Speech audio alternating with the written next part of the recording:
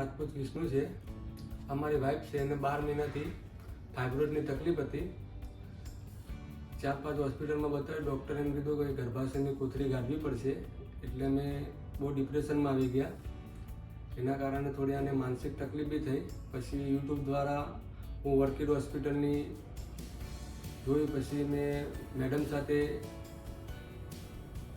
Appointment લીધી. મેડમે મને કીધું એ પ્રમાણે પછી મેં 2 દિવસના અંદર સારું લાગ્યું. એટલે 2 દિવસમાં મેં આ ડિસિઝન લઈ લીધું કે અત્યારે સારું છે.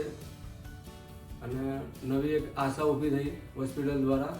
સ્ટાફ બેટર છે, ફેમિલી જેવું અહીંયા બધું ક્રિએટ થાય છે. ઓપરેશન પહેલાં મને માસિક બહુ આવતું અને દુખાવો બહુ થતો. ઓપરેશન પછી મને બેટર લાગે છે.